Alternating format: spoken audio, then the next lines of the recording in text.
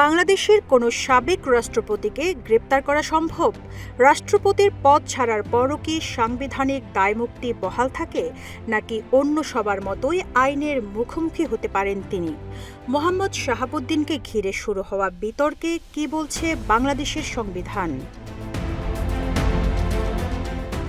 মোহাম্মদ শাহাবুদ্দিন ২৪ জুলাই রাষ্ট্রপতির পদ থেকে পদত্যাগ করার পর থেকেই তাকে গ্রেপ্তার ও বিচারের দাবিতে সোচ্চার হয়েছে বিভিন্ন রাজনৈতিক দল ও সংগঠন।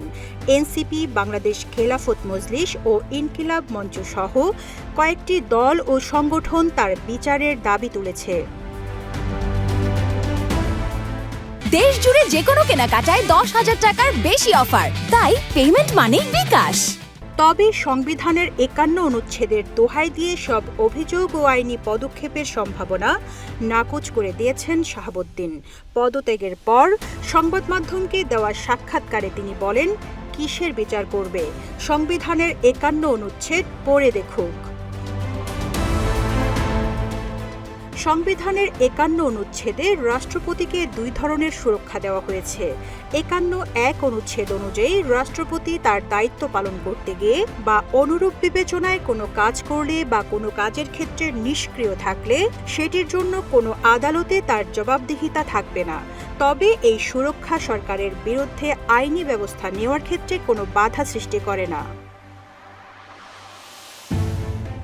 আইন বিশেষজ্ঞদের মতে ৫১(১) অনুচ্ছেদের সাংবিধানিক সুরক্ষা কেবল রাষ্ট্রপতির পদে থাকাকালীন নয়, বরং দায়িত্ব পালনকালীন করা কাজের জন্য পদ ছাড়ার পরেও বলবৎ থাকে।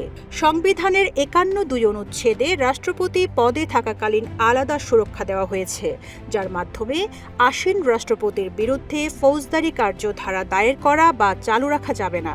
একই সঙ্গে তার গ্রেপ্তার বা কারাবাসের জন্য কোনো পরোয়ানা জারি করা নিষিদ্ধ। যেহেতু শাহাবুদ্দিন পদত্যাগ করেছেন, তাই এই সুরক্ষা তার ক্ষেত্রে আর প্রযোজ্য নয়। আইনজ্ঞরা আরও বলছেন, ৫১ অনুচ্ছেদ সব কর্মকাণ্ডের ক্ষেত্রে পূর্ণ দায়মুক্তি দেয় না। দাপ্তরিক দায়িত্বের বাইরের কাজ, দুর্নীতি, ফৌজদারি অপরাধ বা রাষ্ট্রপতি হওয়ার আগের কোনো অপরাধ এই সুরক্ষার আওতায় পড়ে না। ফলে দাপ্তরিক সীমার বাইরের কাজের জন্য সাবেক রাষ্ট্রপতিকেও আইনি প্রক্রিয়ার মুখোমুখি করা সম্ভব। Rizwana Rinti, news desk, Ittefaq.